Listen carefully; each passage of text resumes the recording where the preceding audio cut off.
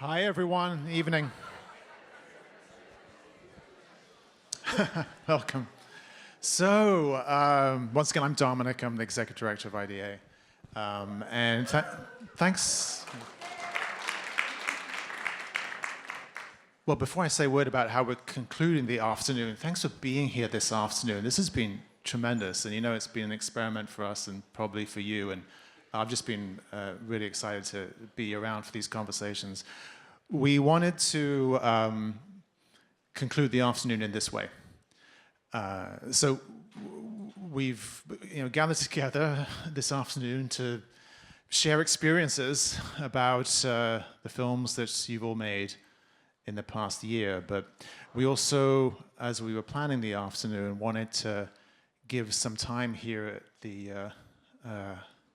end of the day to share some experiences of the challenges that we face getting documentary films made and seen today. The economic challenges, the political challenges, and to share experience, to share knowledge, talk about what we need to know together and also what we need to do together, because there may never have been a time when it's been more important to see what it can be for there to be collective action around the challenges that we're facing. So we organized this session, or more precisely, we invited Marjan, Safinia, and Kirby on behalf of IDA's Advocacy Advisory Committee to organize this session to, well, on one hand, to bring together so many of the strands of conversation that we've all been part of, I'm sure, at lots of events, festivals, other places in the last months and year, and to kind of weave those together for us all right now, but also to invite some key thinkers and practitioners into the conversation to give some perspectives from aspects of documentary practice, but also work adjacent to documentary practice, not least in journalism. So there's going to be, I'm going to hand over to Marj, I think, right, you're going to go next, and we're going to, Marj and Kirby are going to talk to you about the topics and the speakers over the next 90 minutes, and then we will go to our mixer upstairs. I would say just one last thing from an IDA point of view. IDA is fully committed to doing everything we can to be as powerful an advocate for documentary makers as we can be now. It really seems, did the moment ever call for it more? And we're working on developing programs, developing initiatives in terms of, for example, defense of, generally in defense of freedom of speech, freedom of expression, but defense of filmmakers at risk. We're going to be launching in the next few weeks an emergency assistance program for filmmakers at risk. We've also, in the last months, and through 2025, increased the kinds of support, legal support, insurance, visa support for IDA members who are documentary makers who have those needs. And we're also trying to do what we can in collaboration and in concert with other organizations to advance campaigns that can protect the creative opportunities of filmmakers, whether that's in the political space or in the business space. So, and then the last thing I'd say is we want to hear from you always what we need to focus on. We're here above all to represent the needs and interests of documentary makers. So we always want to know what it is that we need to be thinking about and acting on. So I'm going to hand over first to Marj, and then Kirby will follow to talk about what we're going to do with the next 90 minutes. Marjan, Safinia, please welcome.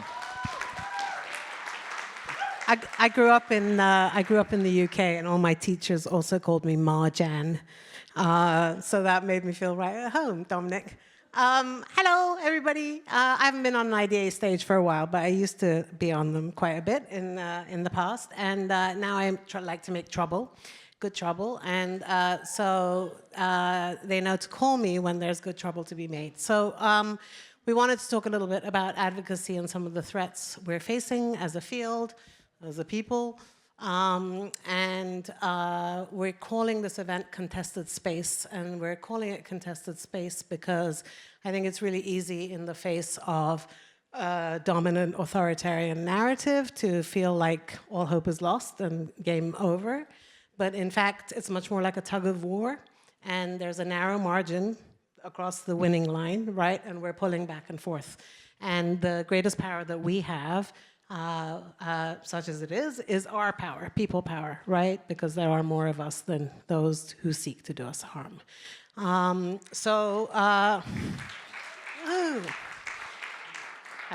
Said the Iranian immigrant gingerly from the stage.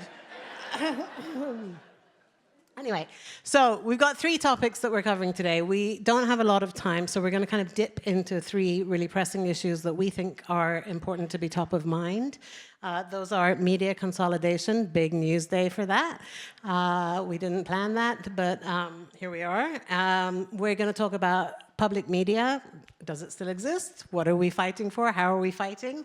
And we're going to talk generally about defending truth and civil society in the face of times such as these. And we're going to look a little bit from Brazil, who have recently been through experiences like ours, and Petra Costa is going to give us a little bit of an insight into how we can make it out alive. So 3 short presentations. We're going to do a little mini Q&A after each one. We're not going to have a ton of time, but if you've got 1 or 2 burning questions, we'd love to hear them for our panelists. Yeah, I mean, we're not here to just rehash the problems, although that might happen, but that's not our intention. Our intention is to remind us that we actually have power, and that if we act and work together and really plug in and get involved, you know, maybe we can make a change. So with that, I'm going to hand to Kirby Deck, and thank you for coming. Thank you. We're going to start with a very timely challenge to documentary filmmakers: media consolidation, and specifically Netflix's attempt to buy Warner Brothers Discovery. I say attempt because it's by no means a done deal. In October, the IDA was one of the first film organizations to issue a statement opposing the sale of Warner Brothers to another studio. Today, the IDA came out with a very strong statement opposing the Netflix merger, as did the WGA, PGA, DGA, Cinema United, and the Future Film Coalition, and the Hollywood Teamsters Local 399. Yes. The IDA is on board as part of an ever-growing coalition that will fight this merger. To understand why this is so important, I'd like to introduce 2 people who've been at the front lines of working to stop monopolization in this country. The first is Catherine Simonson, partner and founder of Simonson Sussman, a plaintiff-side, enforcement-minded antitrust litigation law firm. Catherine? Hey, thank you. And she is a former senior legal fellow with the American Economic Liberties Project, a very excellent and badass organization, by the way. Catherine is an antitrust enforcement attorney with over a decade of experience litigating complex antitrust cases on the plaintiff and defense sides in federal and California state courts. Before founding Simmons & Sussman, Catherine served in the Office of Policy Planning and as the Assistant Regional Director for the Western Competition Group at the Federal Trade Commission. Catherine joined the FTC from the antitrust section of the California Department of Justice, where she served as Deputy Attorney General on the state's California v. Amazon matter. Joining her is Craig Aaron. Craig? Craig is co-CEO of Free Press, not to be confused with the Barry Weiss organization with a similar name. It was in an email today, and that had to be clarified. Craig joined Free Press in 2004 and has led the organization since 2011. For nearly 2 decades, he has been a leader in major campaigns to stop media consolidation, safeguard net neutrality, oppose unchecked surveillance, defend public media, and sustain quality journalism. That's pretty impressive. He works in Washington and speaks often to policymakers, the press, and the public on media and technology issues. So, welcome. Thank you. Thanks for having us. So, Catherine, can you start us off by talking about the growing trends in corporate consolidation across all sectors of society and how this impacts consumers and workers? Absolutely. This is a really troubling trend we've seen for decades in the United States, and it crosses all industries. I'll give you a few examples.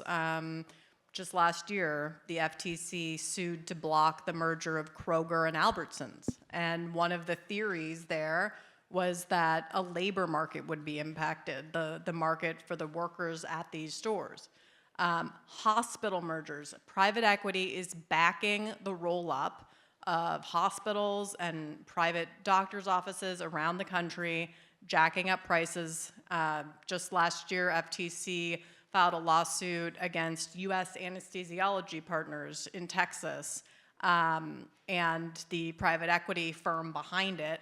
And the discovery that was revealed in the complaint was just shocking. We're going to roll up these practices and peanut butter spread the higher prices across these markets. You see it in every sector. We've seen a lot lately about fire trucks, private equity rolling up fire truck manufacturers and jacking up the prices to cities and counties all across the country, threatening our public safety. So, this is a playbook. And it's, when you run out of the ability and impetus to innovate and to compete, you look to buy, because that's the only way you get additional market power. And that's what we're seeing here. I think one of the most hopeful things I would say is to look at what happened with the proposed merger of Simon & Schuster and Penguin Random House a few years ago. The DOJ sued and blocked that merger. And why?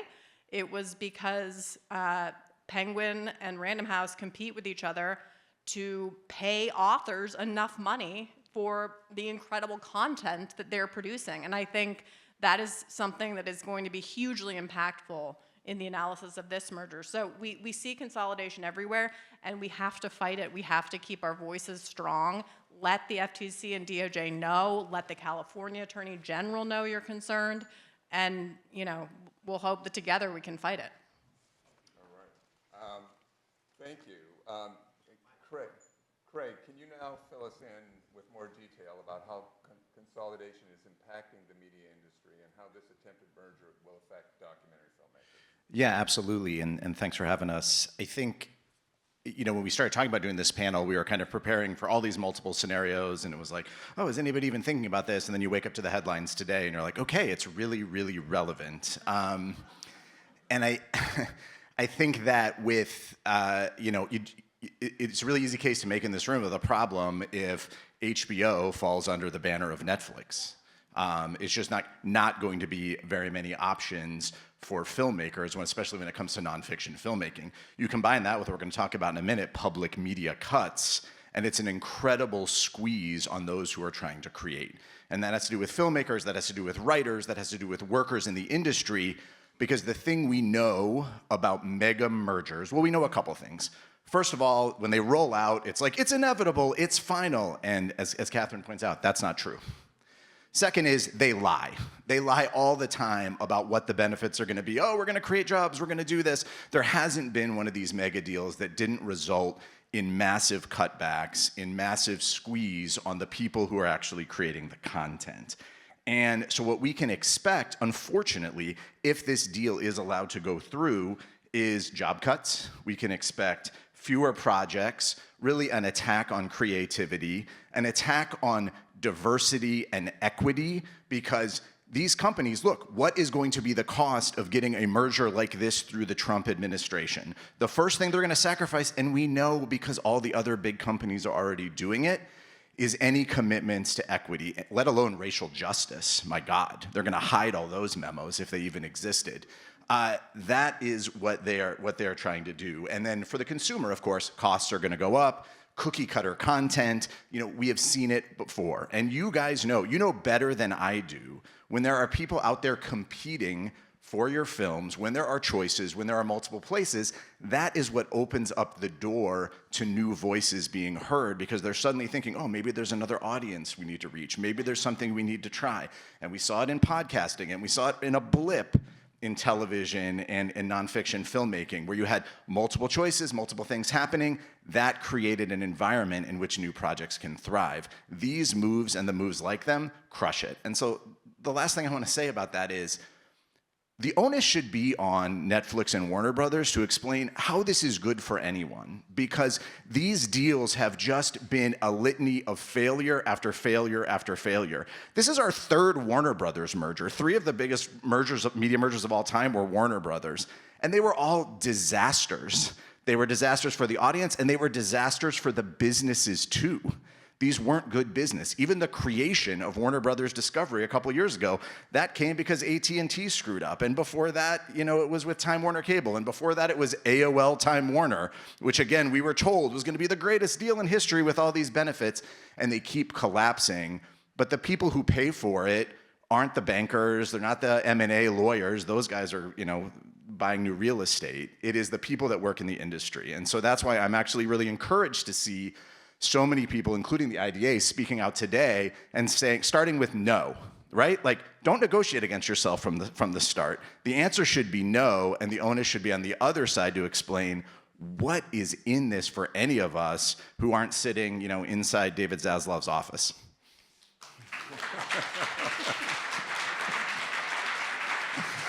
Okay, we're going to distribute pitchforks now. So, okay. I warned you. So, what do we do about it? How do we say no? How do we build an opposition?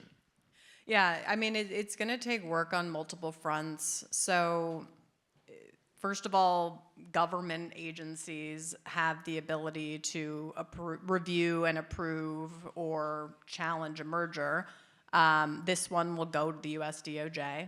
They'll get some automatic forms and information. They'll take a look. If Trump were not in office, I would say as a no-brainer, we would see the DOJ issuing second requests, which is requests for more information to analyze the deal, and more likely than not to seek. What they do is they go to court. They get a preliminary injunction to block the merger pending a full review on the merits. And I would expect to see all that. And I'm still quite hopeful, actually, that the DOJ may proceed to do that. And I think we should all operate as though that is something that we can expect. And so what do we do? And by the way, the states are involved as well. So the DOJ will kind of take the lead. But you saw this, for example, with the Kroger-Albertsons merger. The federal agency sued right along with a bunch of states. So what you all can do, what we can do, is really articulate to the agencies, how will this merger affect me? One of the most compelling pieces of evidence for a reviewing agency is called head-to-head competition. Evidence that HBO and Netflix were competing over the same piece of content that a creator was trying to sell to one or the other. That is direct evidence of competition, and it is direct evidence that if you eliminate that competition, you eliminate one of the parties to the competition, you're lessening competition, and that's the ultimate inquiry under Section 7 of the Clayton Act. Does this merger tend to substantially lessen competition? But it needs to be articulated, and the voices need to be loud and strong and consistent. Don't assume that the government is going to care. You have to make them care. You can call in and give complaints to DOJ. You can call in and give complaints to the California Attorney General. You can ask for town halls, ask for meetings. You can band together and hire a lawyer who can tell the story for you to help you develop the narratives.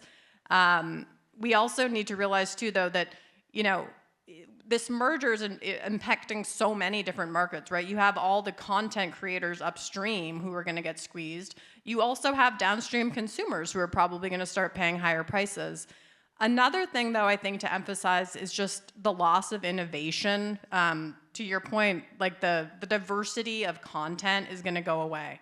And that's something, it's harder to measure. And so a lot of times antitrust agencies will just focus on, oh, our price is going to go up, or is output going to go down? But if you can help, if we can all together help to paint a picture that we're going to have this less robust, really generic, boring media environment with all of the same stuff being pushed into our face every time we go on one of these streaming platforms, I think that will be really compelling, because we all know, I think we all have a sense that these really niche, documentary films, specialized productions, interesting content, it's really a tradition of our country, and it would be a loss of innovation if we were to see a substantial reduction in that. But just, we have to keep the pressure on and make sure the agencies know just how much we care. Great. Craig? Yeah, I mean, I agree with all of that, and I think the important piece for everybody in this room is that, like, yes, there will be a legal technical fight, and your evidence will be part of this, but also everything's also a political fight. So raising the political cost of rubber stamping a deal like this really matters.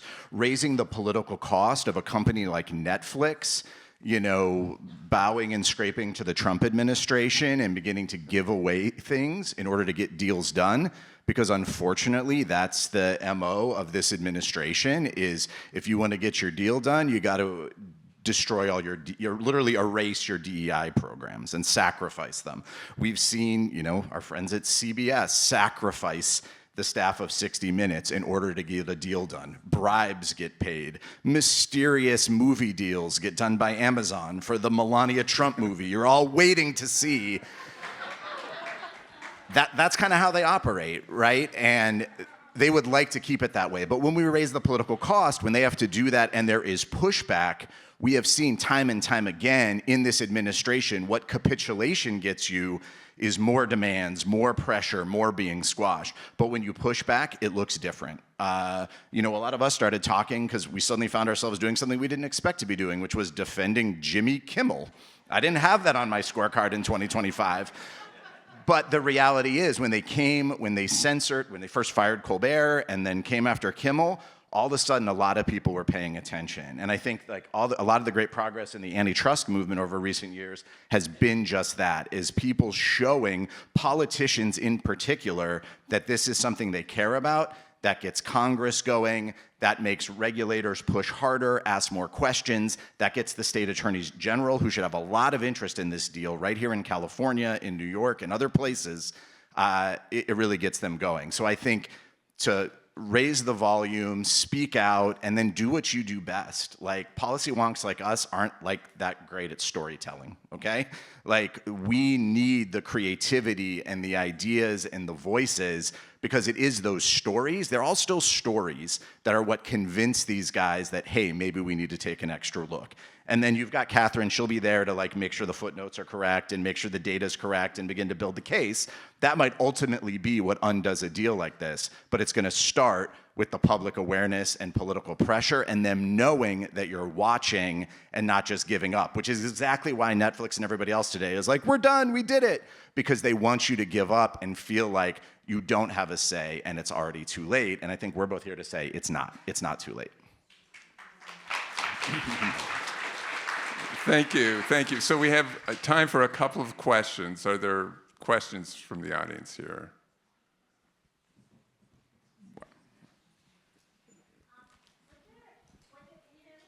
Yes. Hi, thank you. This is very pithy. So a question, would there have been a difference? There were all these different people. Well, who's Warner Brothers? Going to be Paramount? Is it going to be HBO? Would there have been any difference in the outcome if it had been one merger versus another? Or is it just a general concept that's bad? Or both?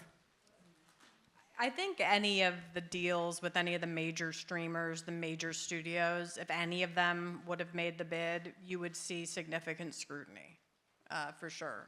Yeah, I agree. I mean, they're all bad, right? None of them are good options. I mean, the one thing about the Ellisons not winning is they were very clear, or winning so far, they were very clear that their whole argument was Trump likes us best. Like that was their argument for the merger. And they've shown they're willing to just sacrifice, anything and install whoever, my good buddy Barry Weiss of the Free Press, put her in office. They'll do all that. So I'm glad that's not happening, because the idea of them also owning CNN would be really bad. But that doesn't make Netflix like a good option, because you're seeing this incredible concentration of streaming, incredible concentration of studios, obviously huge consumer effects. So none of these are good options, and this is the problem. If we don't stop this one, then what are they going to do? They're going to turn around and say, somebody already mentioned it here, well, maybe NBC and Skydance should merge. And that's why we have to be like, no, because every time they get one of these, then that becomes the excuse for a whole nother wave of consolidation. And we don't have room for very many more waves. So this is why we got to speak out on this one.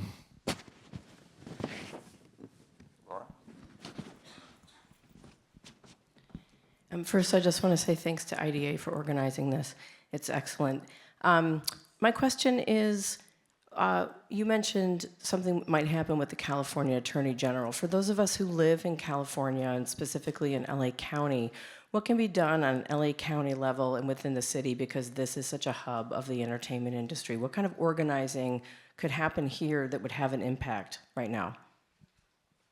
Yeah, like I said, I think, for example, with Kroger Albertsons, I know there were sort of meetings that unions were organizing, seeking to speak with the Attorney General, right? And I think the same type of thing should happen. California Attorney General has an office in LA. There are deputy attorneys general here in this city doing work, including probably, participating in a review of this merger when it gets started. So just make your voice heard as much as you can. There's not, much to do in terms of like going down to the city level or the county level, right? It's the state AG who's really going to be looking at this deal in terms of anybody other than the feds. It's not unheard of these days. It's interesting, like, again, with the supermarket merger, the Washington Attorney General actually filed his own lawsuit to block it, independently of the feds. The state AGs, more than ever before, they are trying to prove they can do this on their own. They can challenge these things on their own. They don't need the federal government. And this may be the merger for Rob Bonta to say, I'm going to challenge this, right? And again, it would be under federal law. You can't challenge mergers under California law, but he has the authority to do it. So the more noise you can make, the better. And and tell your local electeds to call the Attorney General, because maybe they've got influence. So if you want to talk to your city council people, talk to the mayor, talk to your reps, it doesn't hurt, because these guys are all in rooms all the time. And I know Rob Bonta is already hearing about this. The more he hears, the more likely he's to take action, and the more likely maybe he is to team up with some other AGs from across the country, which would be really important. One more question there. Hi, I was wondering about your all's perspective on the systemic issues behind the consolidation of capital in general, like looking macro level. This is a big issue across all these different industries, and maybe like a crude metaphor for this would be like fighting each of these individual mergers feels like you're holding your hand up to a leak against a bucket that's heavily overflowing, and that's very effortful. And I'm curious what you all think is the right solution, if you do have any perspectives from working in the legal field on how to even just stop the water from like falling in this analogy. Right. I know you can feel sometimes very hopeless, because it takes so many resources just to fight a single one of these mergers, and they're happening all around us. The key is for each merger that is challenged, the agencies have to do it very well, and they have to make very good law and very clear law, so there's precedent on the books, and that is what then shapes future potential merging entities' decisions, because they know they have guidance in these opinions that say, if you merge and the merging entity has a 30% or greater market share, and there's a significant enough change in concentration pre and post merger, there's a presumption that that merger is anti-competitive. That's what's called a merger guideline presumption. So the agencies have actually issued these guidances saying, this is how we interpret mergers, this is how we evaluate them, and then the courts take those up. And we just have to develop the strong precedent because that's how the law is supposed to work, right? You have very clear precedent that if you do X, Y, and Z, you're not going to be able to get away with it, and that's what's going to stop future consolidation. I think another important piece of stopping consolidation, and this is not always readily apparent, is we have a whole other law in the books called the Robinson-Patman Act, which is basically a law that says if you are a power buyer, like a Walmart or a big studio, you are not allowed to extract special deals from suppliers that smaller mom and pops that you're competing with can't get just because of their size, okay? That's a law that is on our books. No one's enforced it for decades. What is the result of that? All of these companies seek to merge so that they can get the special deal from the supplier that the even bigger guy down the street can get. That was the #1 reason Kroger and Albertsons wanted to merge, so they could get the same deal that they think Walmart's getting. So not only is it enforcing merger law and getting good precedent, but it's enforcing the Robinson-Patman Act. If companies know that when they merge, they can't extract better deals than the smaller competitor down the street, that's a big deterrent to merging. Yeah, and my last thought here would be, I'm going to cheat a little bit and maybe like flip your analogy around, because I kind of think of it more like there's a big dam holding back public opposition, and when people kind of feel like this stuff is there, that's what's starting to spill over. Like, we're talking a lot more about media consolidation in the last 2 months than we have in probably 15 or 20 years. And what I see are a lot of fissures happening on that like big wall, and really in this whole administration where like the cracks are starting to show. So with something like this, if we can actually get in there and make those cracks bigger and it starts to fall apart, that's what opens it up to a period where we can pass more laws. Again, these New Deal era laws that were passed that created this whole antitrust infrastructure is going to take that kind of like political opening and political awakening. But I think what we're seeing in politics right now is people are really ready because they're really fed up with fewer choices, with not feeling like they have any control, with everything that's sort of been given away. They can watch a Donald Trump inauguration, I say as a 501c3 organization, and see all of the tech CEOs lined up behind him on the stage. It's very visible for them. So I think as we chip away at those cracks and maybe stop a deal here, win a fight there, see attorney generals do lawsuits and get rewarded for it politically, that starts to roll and that momentum starts to build. And I think that's what can give us some hope that we can actually take on these guys. And the only other thing I would say that's good news is they don't know what they're doing. Like, they're not actually that good at this. They're very powerful, they're very rich, they have a lot of lawyers, they have a lot of resources, but their strategy isn't that good, and in the face of that, there's opportunity. Well, thank you. I like the fact that you ended with a dam-breaking analogy, which is very appropriate for Hollywood, a disaster film. That's what we want, a disaster for this merger. But anyway, thank you, Craig. Thank you, Catherine. You were fantastic. Yes, Marge, thank you. Marge. Thank you, Kirby. All right, we're going to have Craig stay. We're going to let Catherine go with our great thanks. And we're going to move on to talking about public media. I'll just invite Carrie up, and then I'll do my little spiel. So Carrie Lozano, everyone. Big round of applause. Carrie is a veteran filmmaker and journalist whose career has seen her in leadership at Al Jazeera, right here at IDA, where she started the Enterprise Fund, at Sundance when she led the documentary film and artist programs, and now she's the president and CEO of ITVS. So she's kind of a slacker, and she's got really low ambition. So at ITVS, she's been fighting the good fight, quietly somewhat, because there's only so much she's been able to share publicly. But I got in her ear, and she said she would come and share what she can. Somebody said it just now.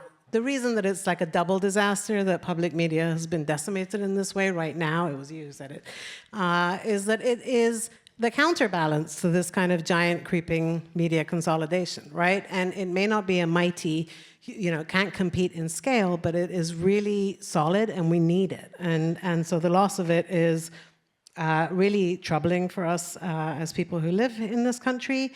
As it was falling apart, as things were falling apart, I will be candid and say that many of us felt like our colleagues in public media didn't sort of reach out to us enough to like raise the noise and do the creativity and, you know, like partner as rabble rousers. And so I've asked Carrie if she'll just address that and talk about that a little bit. And then Craig, as you've noticed, is a rabble rouser, so we're keeping him here to fire us up a little bit as well. So Carrie, tell us, I'm going to ask you one big question and then you're going to talk for a while. So part of it is that I don't think that everybody understands or knows the history of ITVS and how it was born out of collective action by filmmakers, and I think it's useful to remember what we collectively can do. And then can you sort of tell us, is it game over for public media? What is still there to fight for? What tricks do you have up your sleeve? And how can we, the filmmakers, join forces with you guys to actually make a bigger collective impact? Thank you, Marge, and thank you all for being here. Thank you, IDA. And I was feeling like, what a weird time warp, because you were the board chair at IDA when we started the Enterprise Fund, I think exactly 10 years ago. It was the beginning of the first Trump administration, where all the signals for what we're dealing with now in terms of freedom of expression to start with were under threat, and it hasn't gotten any better. So I'm happy to be here today to talk about things. It really does feel like a homecoming to me in so many ways, and it's so incredible to see all of you. So I'm going to answer all your questions, and you can just stop me. Like, let's make this conversation. I'll be like, can you actually say more or say less or move around?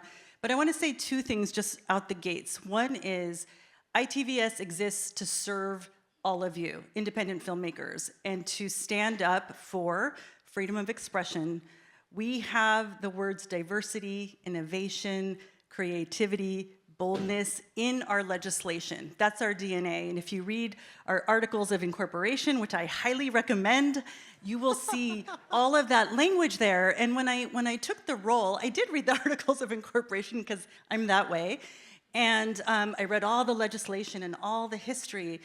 And it was so fascinating to think that in the late 80s, those of us who were alive, it was a very fraught time, not so much unlike the times that we're in, that this piece of legislation actually made it through Congress. And so for those of you who don't know ITVS's history, know who we are, or what we've been doing, we were born out of a piece of congressional legislation that said that there needed to be an independent television service, thus the name, an independent television service that would work solely with independent filmmakers to provide diversity, innovation, boldness, and risk-taking into the public media system.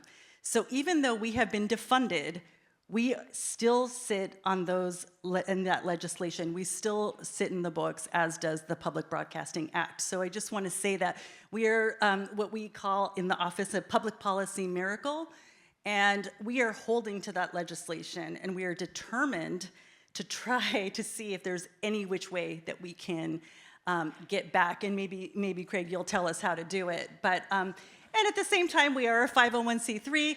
We can talk about our work, and we spend a lot of time. So if you want to know what's been going on, and it's only been, remember, it's been under a year, right, since all this happened. And I'm going to give you a tiny bit of a timeline just to say, like, you know, really how quickly this all happened. But we are able to spend a lot of time talking about the value of the stories that you tell to the American public. And when I say to the American public, I mean that ITVS has told stories in every state in the country over the last 35 years. We, last year, had a film called Free for All about the history of public libraries. It partnered with hundreds of libraries across the country, and we were able to have conversations about that film and that history in 49 states. So we really do take that seriously, that we are here to uplift stories and to share them with the American public, to make them accessible. We were, up until October 1st, taxpayer funded. So for those of you who've had ITVS contracts and you know the rules and you know the accounting and the accountability, but it is so important because it is taxpayer money. And as long as we at ITVS have taxpayer money, we are going to hold to our claim, to the legislative act, and to the work that we do. So I just say all of that to just as a little bit of background. And the way that ITVS, it wasn't like Congress showed up one day and was like, oh, why don't we start this independent television service? No, it was probably some of you in this room. Is there anybody here who was there at the beginning of ITVS who helped move that forward? Usually there's somebody in the room. It was filmmakers. It was people who were very, very strategic, who were very politically savvy. There were a lot of advocates. It was interdisciplinary, but it was a group of individuals. And, you know, it probably started off quite big, as these things do, and then came down to a handful of people who were really dedicated and who were determined to see this through, and then who got it into law. So things do happen, and they happen at the most improbable times. And there is an opening right now. I mean, when I woke up this morning and I saw the headline, we have been fighting tooth and nail to stay alive. And we are, by the way, and I'm going to get there, we are going to stay alive. And I think we might come out the other side stronger, although, like everybody, we're going to need more supporters. But I think there's some real opportunity here. But when I saw that headline, I was like, oh, now we have a bigger fight to fight. Like, we have more of a reason. We have a bigger case. We must survive this. Your stories, they matter.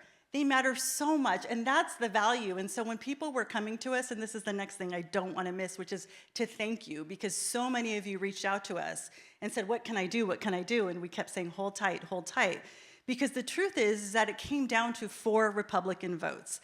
The defunding of public media was a perfectly legal pathway. There were a lot of things that happened that were illegal, as we know, and they're being fought in the courts, and there's all kinds of, mishigas that occurred. But when it came to the defunding of public media, that actually did happen through legal congressional means. And when it came down to it, in the very, very end, it came down to 4 Republican votes. 2 of them, Murkowski and Collins, did not vote to defund public media. So ultimately, it came down to just a couple of votes. It was a very slim margin. And so those filmmakers that were in those regions, they did work really, really hard. Filmmakers in Maine, filmmakers in Utah, filmmakers in Texas, where there was a sense that maybe there could be influence. Because it is true when it comes to this stuff, and this is apropos of the other conversation, if voters don't care, if voters are not mobilized, if Congress or legislatures, whether it's local or national, if they feel like their voters don't care, nothing's gonna move. It is so essential to get the voters engaged and to get them caring. And as much as I love what John Oliver just did, I highly recommend his big breakdown on what just happened to public media. I so wish it had come before the vote. That's when we needed it, because we needed the public at large to stand up and say, you cannot do this, we need public media. And now people are wondering what's happened. And so the state of play is that the system at the moment is not going anywhere. Stations already had a diversified model. There's been many millions of dollars raised to help the stations. We are existing because we have many films in the pipeline, including several that are here, several who've been on panels today. We have 40 films in our pipeline. We still have some funding. We still have a series, Independent Lens, and we're a system player. So ITVS films go on POV, they go on American Masters, they go on American Experience. Sometimes they're on the national schedule. So there is still a network to get your films out. And when ITVS gets a film on the air through Independent Lens, millions of Americans across the country can see these films for free. That is our promise. Our other promise is that historically, you all have been able to own your films. You own the copyright to your film. And in the last few years, I thought, oh, maybe this is a reopening. Like, maybe this is the moment where the all rights deals will kind of go away so that you all can get the power back. Because in my view, and this had happened before I was at ITVS, I always felt like, oh my gosh, if you have an all rights deal, like, they own your film. Like, they own it and they can do whatever they want. They can bury it, they can show it, they can tell you what to do, what not to do. The promise of public media for independence, and this is essential, is that you own your films so that Reed can take life after and go and do all that community engagement work. Not just now, but forever, for years. That is Reed's film, to do whatever Reed needs to do with that story. So we are intent on continuing to serve the public, on continuing to serve filmmakers, on making sure that we thrive during this moment. What does that mean? It means we have to evolve to some degree, right? So we just launched, some of you may have seen, we launched a creator lab. It's an experiment. We hope it works. We're getting a lot of really great feedback. We have a lot of applications. It's exciting. We want to meet audiences where we are, and we can't expect every storyteller across the country to raise the kinds of budgets that we know it takes to make a feature film. We're starting a new development fund that'll launch pretty soon that is going to look quite different because it's not just feature films, it's multi-platform. So if you have an amazing story and you want to tell it in, in a social episodic series, great, pitch it, let's see it. We still will be invested in feature films. That's always going to be part of our DNA. But we want to be part of the landscape, and we want to be part of the conversation. And there's so much we can do, and there's so much need, and there's so much immediacy. But one thing that is true for us, too, is that we believe that it's really important for us to see each other. It's really important that I know what's happening in the disability community as an American citizen. It's really important that I understand what's happening in Alaska. We will not be connected if we are not seeing each other. So I see every single film that you all tell as an act of hope. And a lot of people ask me, I'm an investigative reporter by background too, and I've really had the privilege of straddling both of those fields. So for a long time, people would be like, well, why documentary, and why independent documentary, and why storytelling, and why not just lean into the investigative, which I love. And to me, journalism is obviously critical. You don't have to make that same case. We understand that it's about accountability. We understand, the kind of the contract with the audience when it comes to journalism. To me, documentary film and the stories that you all tell give us hope. Even the most horrific stories, even the hardest stories, they're all told with the hope that something will get better, that something will change, that somebody will change their mind, that somebody will feel something, that somebody who participates in it might be changed. And it could be a small scale or it could be a large scale. We shift culture. You shift culture. That is powerful, and that's why it is often a target, right? So it's not something to be afraid of in terms of being a target. That's why we do it, we know. But so I am here to say, and I think I'm getting off script, as many would tell me, as I am prone to do. But what I'm here to say is ITVS is here.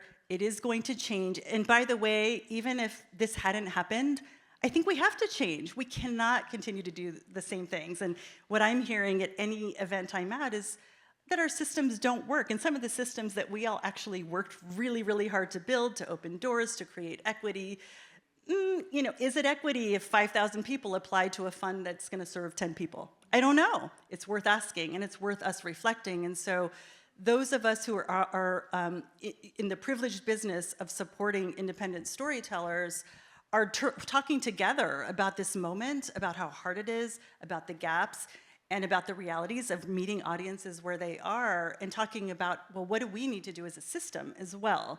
So Marge is right, a lot of it is quiet work. The last few months have been capital P, political work. But what I would say is I'm hearing all the conversations. There's not one solution here. We need many solutions. We need all the solutions. We need all the good ideas. But most importantly, we need you to continue to tell your stories. And I, for one, am really committed to trying to find ways to still make that possible. Thank you, Carrie. I mean, thank you. And I'll just say, because, that's me, invite us into some of those conversations, because some of us are kind of smart and creative and, good at troublemaking and good at pushing systems of power. That's what we do in our work, right? So we can be good allies. So I kept Craig up here. Craig is a great writer. I don't know, maybe at the end you could how do we find you on social media, Craig? Do you have an @ Oh, yeah, sure. You could. I'm on Blue Sky. It's at not Aaron Craig, because I have two names, and I have a newsletter called Pressing Issues. Pressing Issues. Pressingissues.org. Check it out. Yeah. Great piece today that he wrote. But from a previous piece that he'd written, I'm just going to excerpt a little bit. He wrote a piece called "Let's Make the End of CPB the Start of Public Media's Revival." And I'm just going to read you a wee bit of it. He said, "At a time when we're being told we have to settle for less, we should actually be asking for more. The crisis in journalism and the ongoing dismantling of our democracy call for a fundamental rethinking of what public media can be if we fund it even at a fraction of what leading democracies spend. The fight for public media's future can't just be about saving one show, one station, a single government agency, or piecing back together what we used to have. The next fight must be about bringing together and mobilizing a broad community of public media makers and allies, planting deep local roots, and never abandoning diversity and equity when it's under attack. The right has weakened and watered down public media for too long, and the way forward is to make the system more accountable and responsible to a public that willingly funds it. So that, to me, was music to my ears. And Craig, actually, I'm just going to do a show of hands thing. How many people here can connect some piece of their career back to public media, public funding in some way? That's almost everyone. Okay, put your hands down. What about HBO and Netflix? So it's about, what, a quarter? And that's HBO and Netflix combined, right? So we have to fight to preserve this thing. It's critical. So Craig, fire us up a little bit.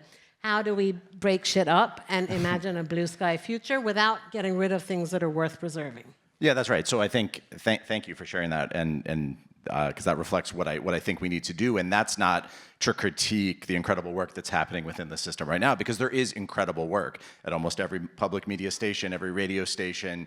I don't think we're talking actually enough about how important public media is when it comes to filmmaking, when it comes to telling stories, when it comes to education. We've heard a lot, and I care a lot about the stations in Alaska and here and there, but I think we actually need to tell the full story. I think the other thing is, as we think about what can we do for public media, is to recognize, even though we lost this fight by those 2 votes, public media is incredibly popular and people are willing to show up and fight for it. We don't always ask them to do that, which I think is to your point, Marge. I think sometimes we ask them to give money, and we're asking them to give money now in response to the emergency. And priority 1, yes, meet the emergency. Make sure ITVS can continue. Make sure all those films get on the air. Make sure the system, as much of it can, survives and thrives. But if we have this scarcity mindset, if we're thinking, oh, well, it's all gone now and we'll never get it back, we just have to have the system as we have it now, then we will continue to lose.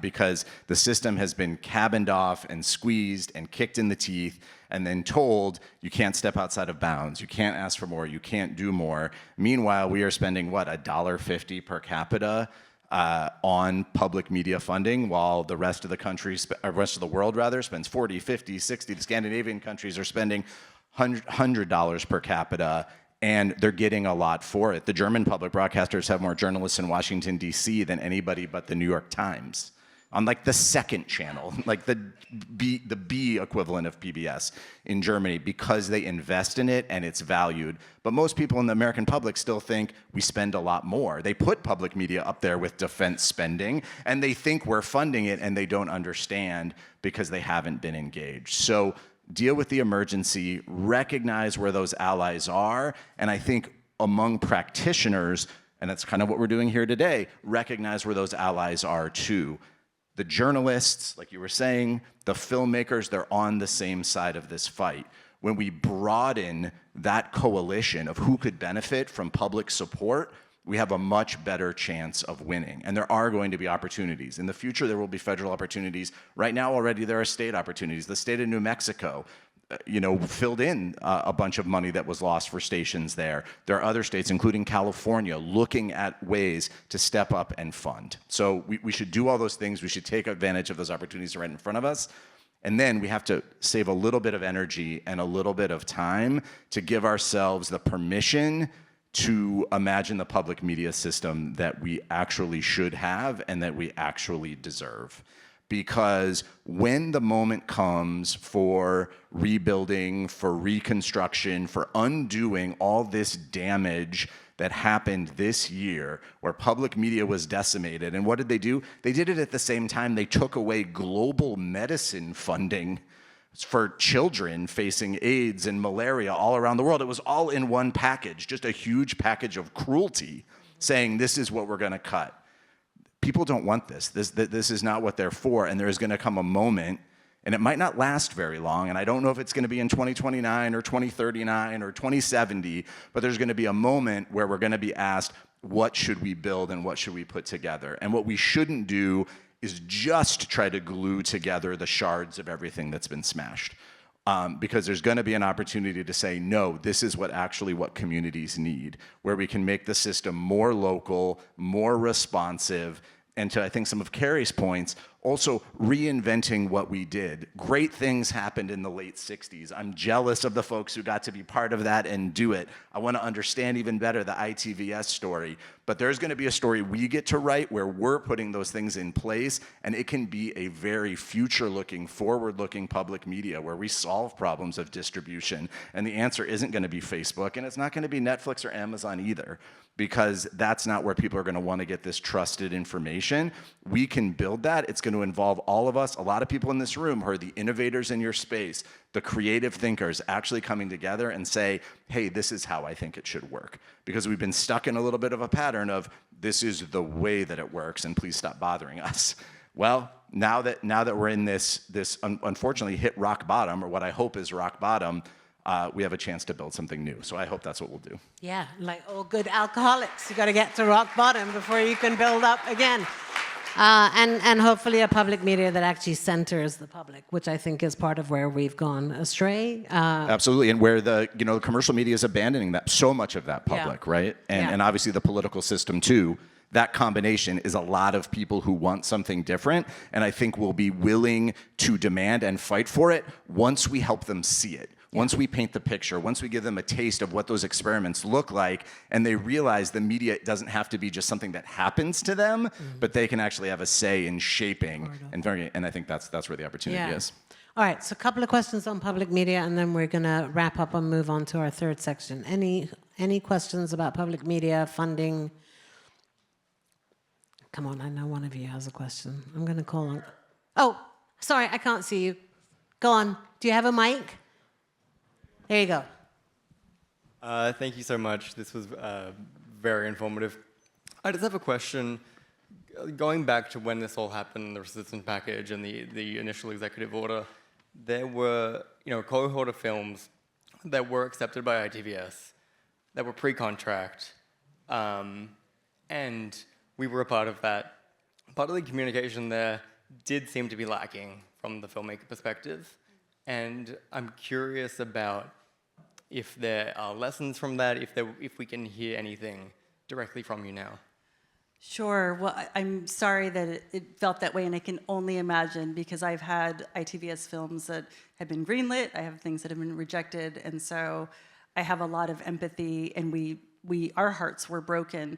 At that point, we had to survive. Public funding was 86% of ITVS's budget, 86%. In a way, we shouldn't be sitting here right now. And I think there were individuals within Congress who thought we wouldn't, actually, and who probably had placed some bets that we wouldn't be here. And so we made a lot of really challenging decisions pretty early, including reducing our staff, which was incredibly painful. We had greenlit some projects that had, just a few that had gone almost to contract, that we were unable to contract, because at that time, and again, we're looking at probably June when this was all happening, we had just about a window of 2 months to understand what was about to come. So it was an emergency. We also had gone through an open call where a number of films had been vetted. So you get vetted all the way to the end before you start contracting, and we put a hold on those as well. So we made a series of decisions that had massive impacts on people, and I won't pretend that they didn't. It's incredibly painful to do that, and it was a decision to survive, and we did. And so the hard part about being in these positions is you have to make a series of really difficult decisions. Who has ever been to the ITVS office? Has anybody been there in this space? We're about to leave our ITVS office and to downsize. I mean, those are the things that we have to do to ensure that we can make it through this. Because when you lose, and we did October 1st, 86% of your funding, and we are not a small organization. Our budget was $24 million. So the fact that we can be here today to say that we can totally take care of our 40 films that we have in the pipeline, that we can get our films onto broadcast, that we can launch some new initiatives, it doesn't discount all the negative ramifications that have deeply impacted individual people and lives. And at the same time, the unfortunate part of my job is it is my job to make those really tough decisions. And I had been at some, for those of you who don't know, I was at Sundance in the leadership all during COVID. And I learned so much about what it meant to make sure that an organization survives a crisis and to do it early and fast so that you don't find yourself in challenging positions down the road. And I'm not saying Sundance did or didn't, but we were in that space where we had to make those decisions 3 years in a row. Including, being around that table when we had to decide very painfully whether to cancel a festival. So it is not a pleasurable thing, and I would love to just talk to you after this. So please find me, but that's the truth. Thank you. Yeah, and I thank you for the question, and I think that we collectively, we're all on one team, right? Sometimes we're sort of annoyed with each other and opposing each other, but we are actually all on one team together, and we have to find our ways back into relationship, even when it becomes strained, because otherwise they're gonna fucking crush us, right? And that's really our only option. So, is there one more question? I'm gonna try and actually see this time. One more? No more? Oh, there's one there. Thank you. Hello. Oh, hi, it's Chris White from POV. How are you? Carrie, you referenced, and I appreciate the quiet political work that's happening. I can appreciate that from my position as well. Can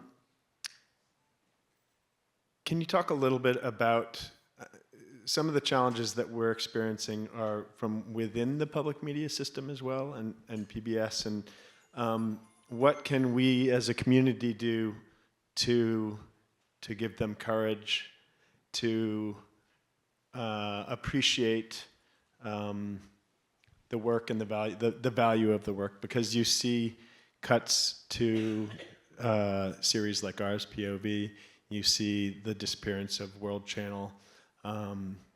What kind of pressure can our community bring to the leadership at PBS?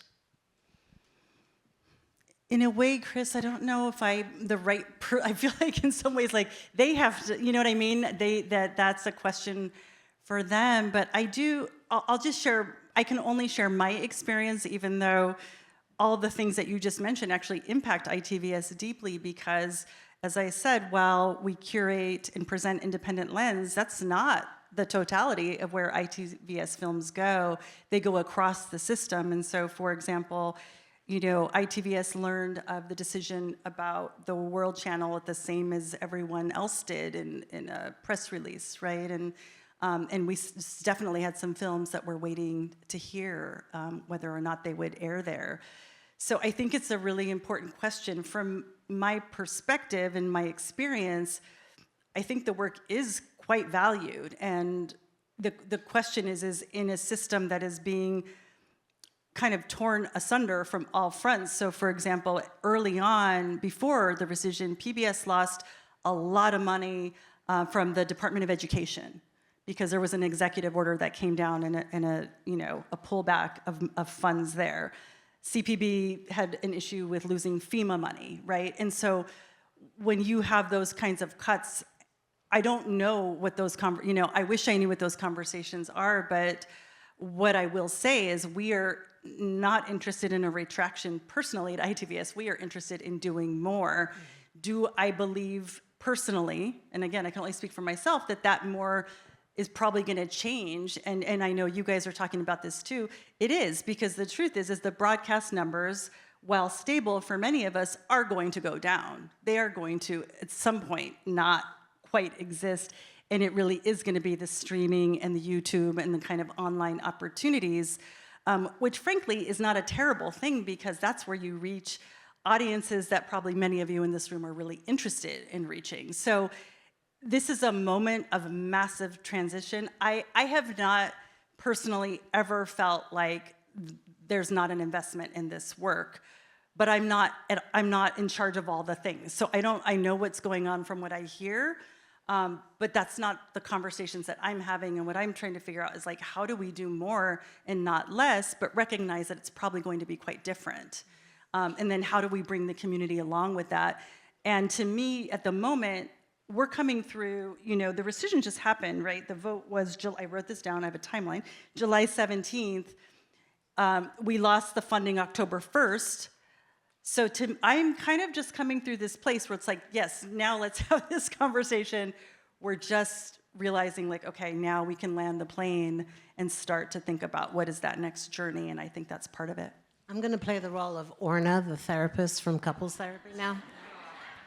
And I'm going to say, I don't like that Chris White has to fly from New York and Carrie Lozano has to fly from San Francisco to sit in a theater in LA for this conversation to be happening. That's the first thing. And I'm also going to say, I share your concerns, Chris. It pisses me off that Paula Kerger never mentioned documentaries and all the press that she did in that time leading up to the rescission, as though we were the sort of embarrassing child locked away in the dark room. And I understand why you, in your position, can't say a bunch of shit, but we all can say that shit that you can't say. And that's why we've been saying, work with us, because strategically, a lot of us are happy to say some shit. I'm looking at my friend Grace Lee here in the third row. Viewers like us, it's a podcast, listen to it if you haven't been. A lot of us are unafraid to say these things, and we can say things that you all can't say, and that's why we all have to be in one conversation. So Dr. Orna says that we have to get back into relationship with each other and really start to work this out, because otherwise they're just going to pick us off. Okay. Wait, can I say one quick thing? Yeah. Chris and I haven't been able to have a conversation, but Erica and I have had a lot of conversations. Well, you should talk to Chris. He's a lovely chap. For the record. He's a lovely chap. All right. I thank you both for that. I'm going to set up our third portion, so I will let you guys go.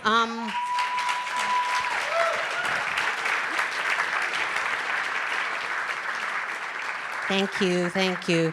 So I'm going to hand over the reins in a second to Joel Simon. Joel Simon is a member of the board of the IDA and a founding director of the Journalism Protection Initiative at the Craig Newmark School of Journalism in New York. He writes on press freedom issues for The New Yorker and produces a column for the Columbia Journalism Review. And until 2021, for 15 years, he led the committee to protect journalists. And so it's a great thing of pride. I wish you'd been on the board when I was on the board, Joel. That's nice.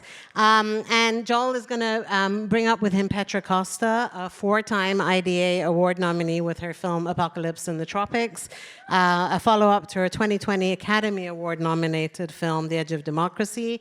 And I've been referring to Petra as our visitor from the future because, as we know, Brazil has just come back from the jaws of an authoritarian regime. And so she's here to sort of we're beaming her in from our future, our hopeful future, to give us some clues about what we can do to protect ourselves and where we should be paying attention. So Petra, Joel, come up. I'm going to hand over the reins to you. Thank you.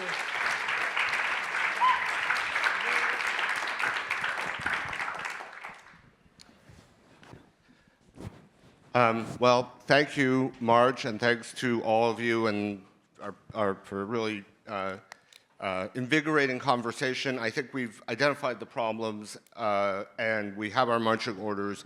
And I'm really looking forward to talking to Petra about a more optimistic future that we can imagine. So you're our visitor from the future. Welcome to our present. We're delighted to have you here. I just want to frame my first question sort of by talking about, we've talked about how the consolidation of media and the defunding of public media is obviously bad for documentary filmmakers, but it goes without saying it's also bad for democracy because the best sort of hedge against media capture, the kind of the ability of governments to control and manipulate information is a pluralistic and diverse media, and we're losing that. And one of the things that researchers on democracy and authoritarianism have pointed out is just how difficult it is once you start backsliding to find your way back. And Brazil is really one of the few countries that has done this successfully. And you chronicled this, you documented this, and I wonder if you could just give us an overview of what you saw. How did Brazil sort of find its way back from the brink? Well, first, thank you. And I love the idea of being a visitor from the future. It was one of the idea of a future of Brazil, the country of the future, was an idea that guided me in the process of making this film, Apocalypse in the Tropics, because it's the name of a famous book written by Stephen Zweig in the 40s when he moved to Brazil and thought Brazil would be a utopia different from Nazi Germany because of interracial relationships. Anyway, afterwards it was found that he was paid by the military dictatorship to write that book, so it was very ironic. But I grew up believing that we were the country of the future, and what made me want to make both these films chronicling the crisis of our democracy was the crisis, the psychological crisis of realizing that we were no longer the country of the future. And then realizing that we were the country of the future in the worst sense, that we were becoming the dystopia of the future. So now to be here as the country of the future in an utopic sense is a coming together of my dreams, especially 1 week after or 10 days after our president, ex-president, was condemned to 27 years in prison.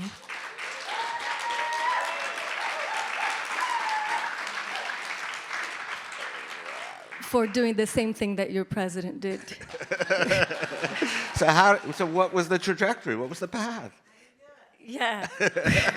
So there was investigative journalists, that you know well, that leaked and discovered very corrupt things that he was doing, basically using WhatsApp groups and paying for illegal campaign financing. So it started with investigative journalism piece that then led to the Supreme Court to pick that up and start an investigation on Bolsonaro that continued through the years of his attacks on democracy and ended with him being condemned for the coup attempt. But his particular condemnation began with the action of an investigative journalist, right? Yeah, Patricia Campos Melo, who's our mutual friend who broke that story. I mean, what's interesting to me about the role of the media in Brazil, as you point out in your work, the media is hardly a progressive institution in Brazil. I mean, it's sort of controlled by oligarchic forces. It supported the military government. It was not a natural ally, and yet there are these incredible journalists within those institutions who've done this remarkable work. But I actually was talking to Patricia about this, and what she said that the key element that made the difference was that there was an independent judiciary which took up, and the public engaged with some of these revelations. So what was the connection between the dissemination of this news and information, the public response to it, and then the judiciary engagement? Brazil has a kind of unique Supreme Court, which almost has an investigative capacity. So talk us through that trajectory, if you would. Oh, you know more about it than me, but well, the Supreme Court and the media both had a very conservative role years before, right? In 2016, our first female president was impeached, and the entire media landscape the media in Brazil, as you said, is owned by 4 families. Most of the newspapers, the Folha de São Paulo, who is the equivalent of our New York Times, had a rule that you couldn't say far right when you qualified Bolsonaro for all the columnists. So it was conservative. They all supported the military coup, and they all said that Dilma's impeachment was legal, even though it wasn't, and kind of asked for it openly. But when Bolsonaro was elected, there was a shift in the consciousness because of the 700,000 deaths that we had during the pandemic, and the attacks that he took on the media. He started to attack the media frontally. He would not speak he would only speak to one channel, which was the evangelical channel. So they felt rejected by him and changed position and started to become critical of him. So And the Supreme Court was similar, because the Supreme Court, prior to Lula's imprisonment, the Supreme Court decided for Lula's imprisonment and took several very conservative moves during that time, going against the rule of law in quite a few cases. But they realized their own threat of extinction with Bolsonaro, who was attacking the Supreme Court frontally.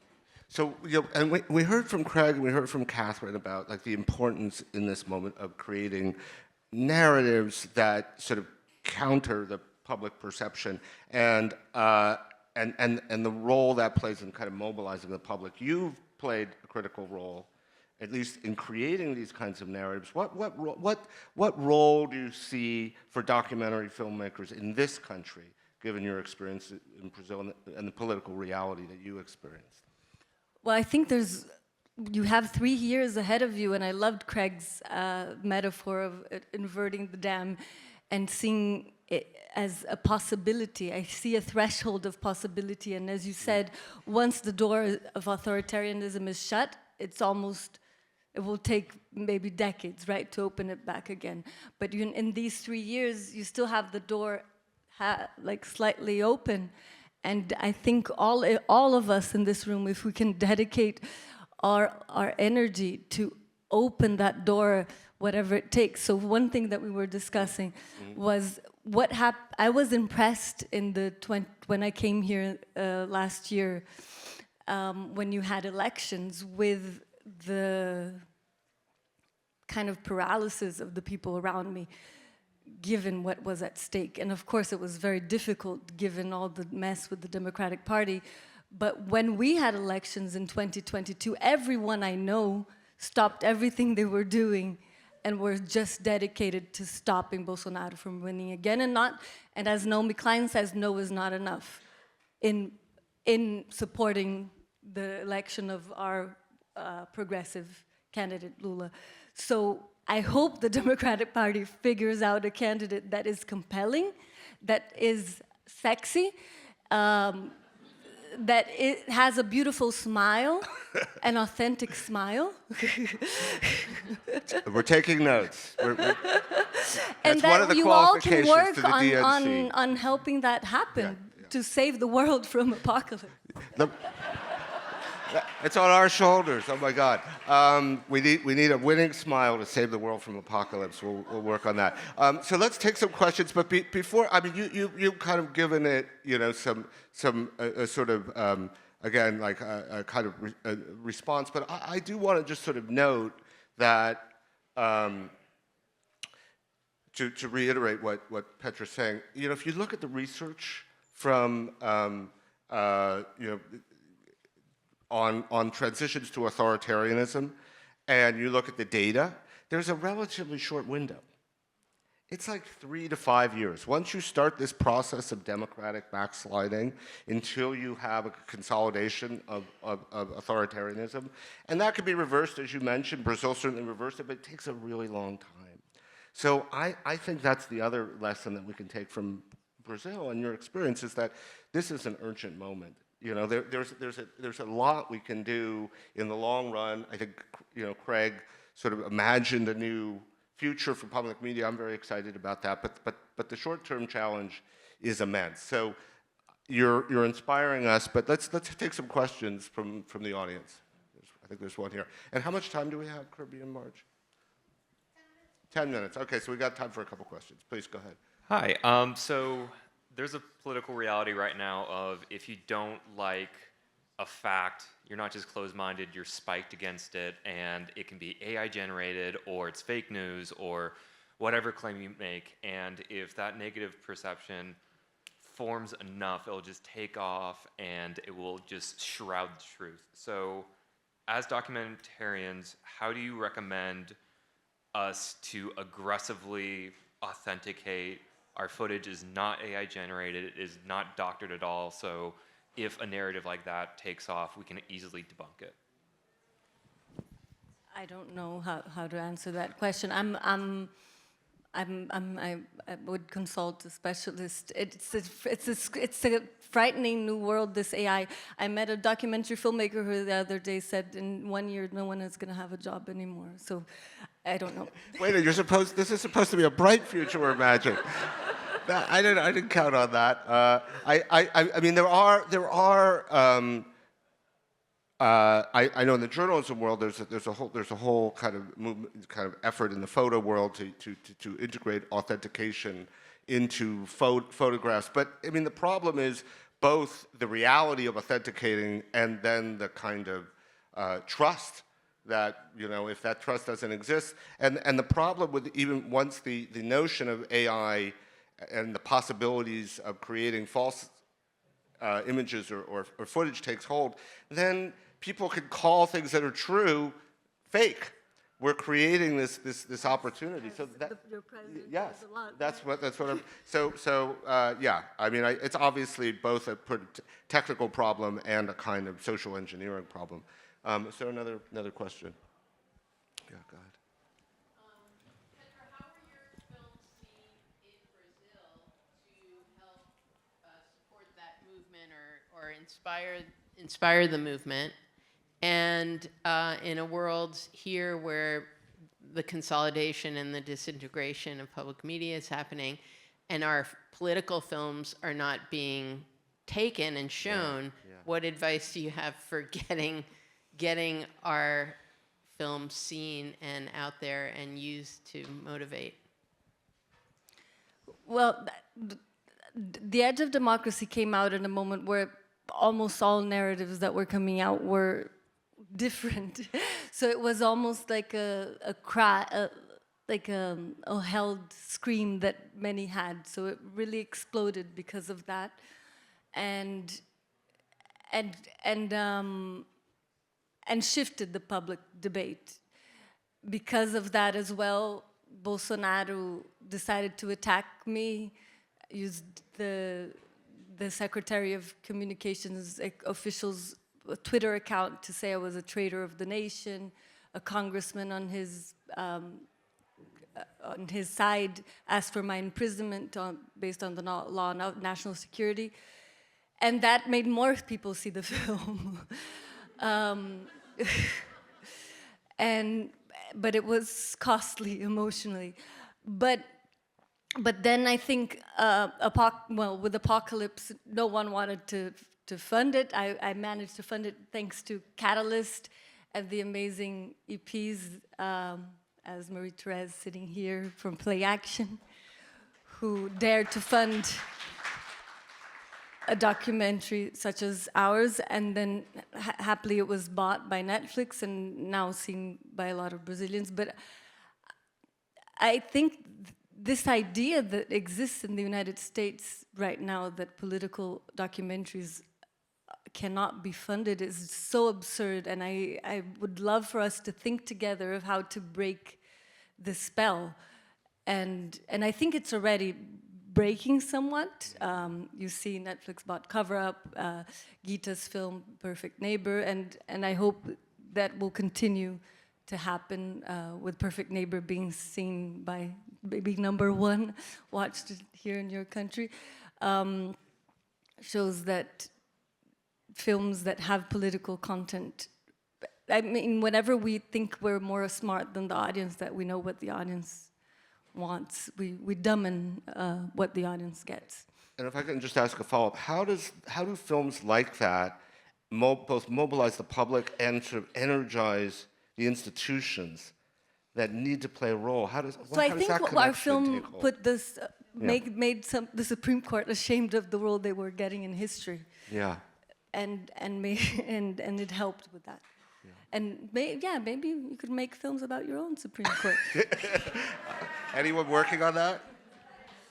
Sounds like a good idea to me. I think we've got time for a couple more questions.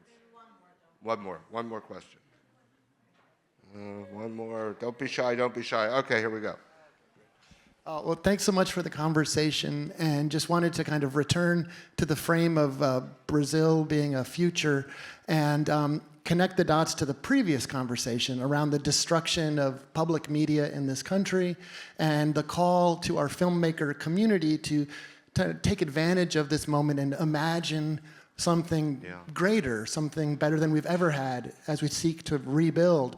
So I wanted to ask, Petra, in terms of in Brazil, could you speak a bit about the national public funding for films, kind of historically, and what Lula's government, a progressive government, has been able to do with that? Has there been any changes under Lula's leadership? Is the filmmaking community, the indie filmmaking community in Brazil, pleased with what's happening with national film finance or not? Just curious about that. Take us to the future. And in your present, you have Democracy Under Siege by Laura Nix, which is an amazing film about your own democracy that should have gotten and should get distribution, I hope. But, well, Bolsonaro really crushed our national film fund. He basically said that someone who knew the Bible by heart should direct it, and took out all the funding. Now Lula has put it back together, Lula's government, but it's been quite slow. So it's been already 3 years of his government, and almost no one has seen the money yet, though it's supposed to come one day. And how, I mean, most Brazilian cinema has been made through public funding, and since Lula's first mandate, actually in 2002, that increased immensely. We had like 1 to 5 films per year, and after the funding for cinema began, we went to 150 films per year. But as you see, it's hard once something is destroyed to put it back together. Is costly and takes time. Well, thank you. Do you have any closing remarks? Okay. Thank you all, and thank you so much, Petra.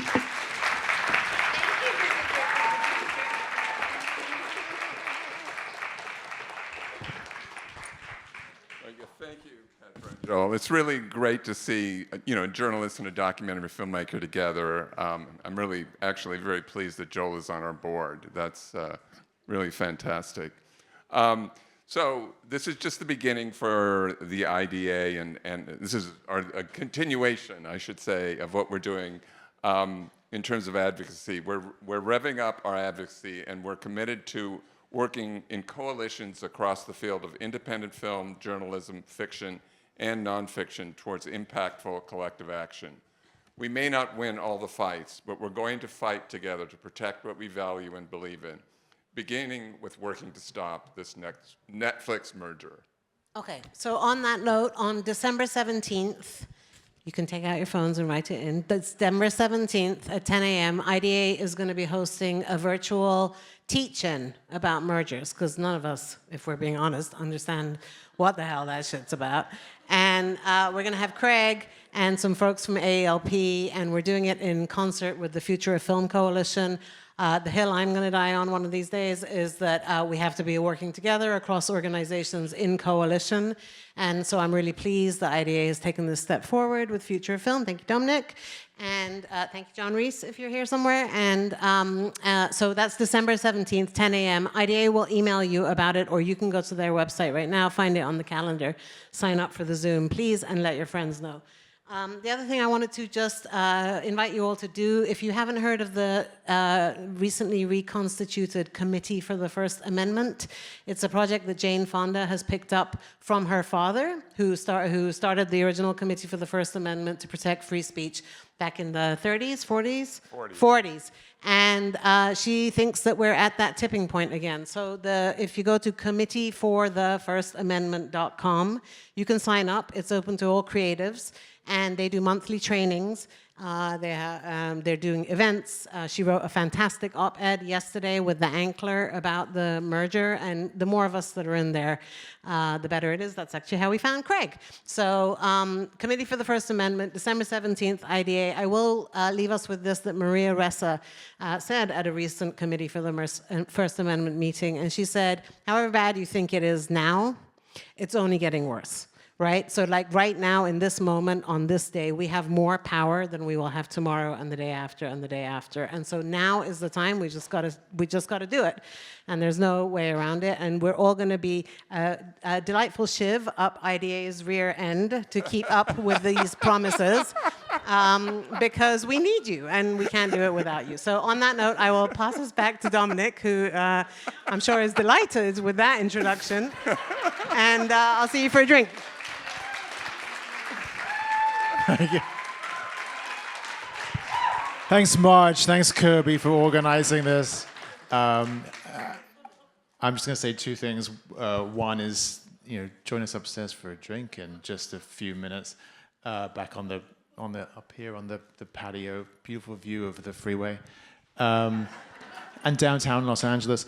But before that, just a second, the bit of promotion Marge did there for the teach-in on the 17th, but especially to say again, Future Film Coalition.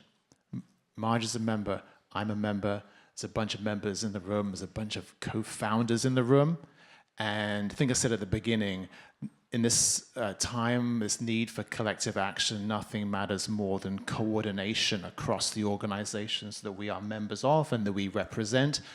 We're all going to be wearing 2 or 3 different hats these days, and that's important, and we're here to work together and not duplicate efforts, but to combine efforts and see what we can achieve on the issues that have been talked about this afternoon. So thank you for being here, thank you for your participation, and do come and join us upstairs. Thanks.